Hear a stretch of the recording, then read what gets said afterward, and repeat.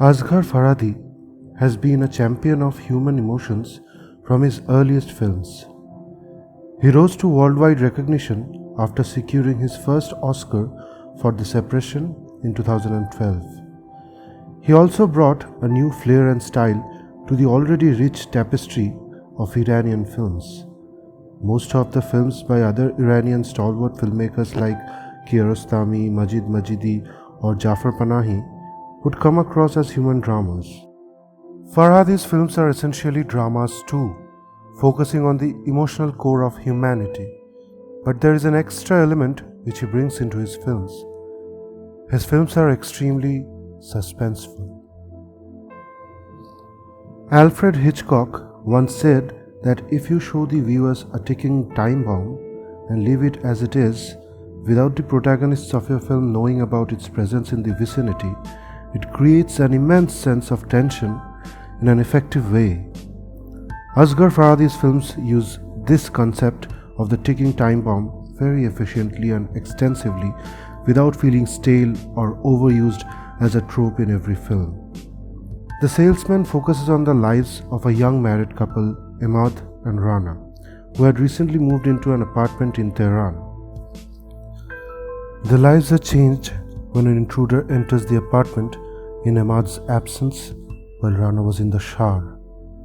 The most interesting aspect of the film is how the character of Imad is fleshed out very intricately yet successfully.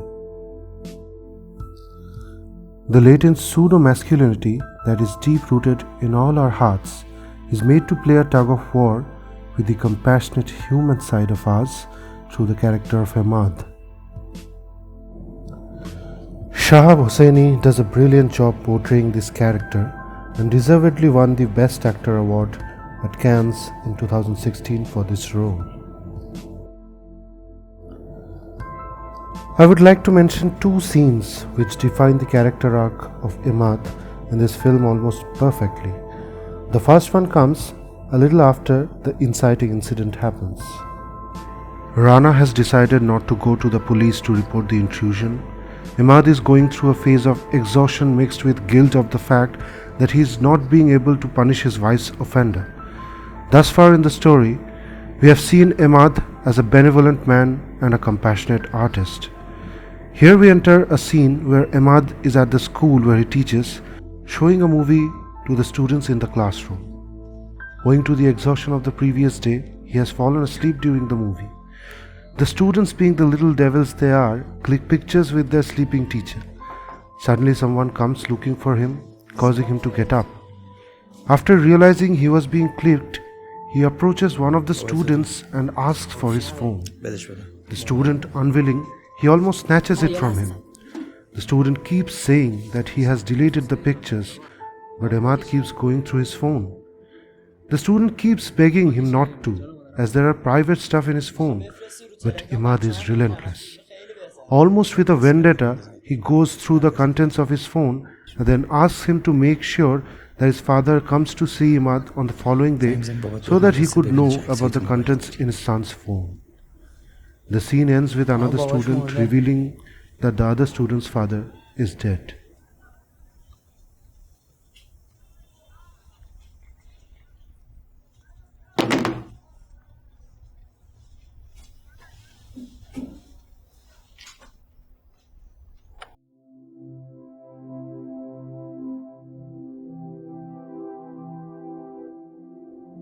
Why this scene is so definitive is because it gives us the first glimpse of the seeds of vengeance and vendetta that had been sown in Imad's heart, which will cause him to wreak bigger havocs in the rest of the movie. This is the first instance where we see a seemingly happy-go-lucky fellow being overpowered by a sense of toxic masculinity, where he pushes the envelope too hard to exact his vengeance.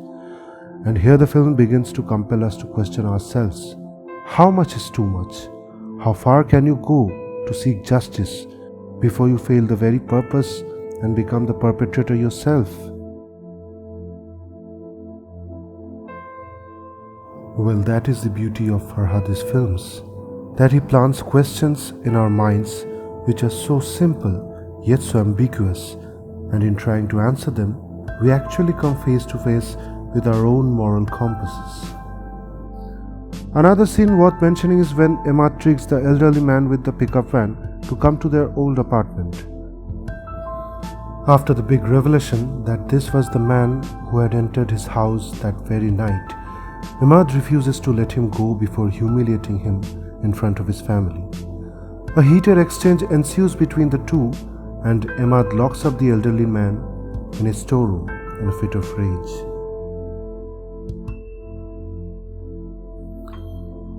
But the other most significant thing about Farhadi is that he never lets his characters get dehumanized, even if they are committing some of the most questionable acts.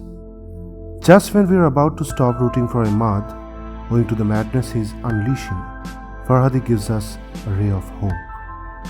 As the exasperated Imad is about to leave the apartment after locking up the elderly man, the latter begs him to at least keep the lights of the room on as he was feeling claustrophobic.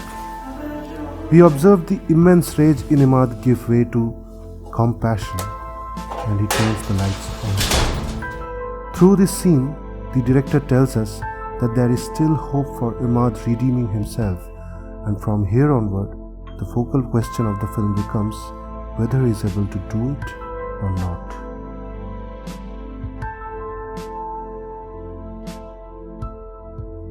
The Salesman brought Farhadi his second Oscar the following year. Many said that it wasn't the most deserving film in the competition, and the decision was motivated after President Trump had put sanctions on Iranians entering the United States.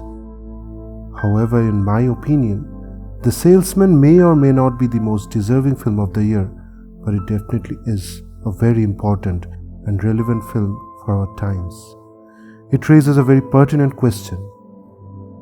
How often do we miss the thin line between justice and vengeance when we are angry and hell-bent on proving our so-called masculinity? Hello guys, if you're an old viewer of our channel, I am deeply sorry for not being able to put up videos more regularly, but from now on we are going to bring to you more such videos. And if you're new to our channel and if you have watched the video so far, that means you must have liked the video. So please go ahead and like it, subscribe to our channel and stay updated for more such content. Thank you.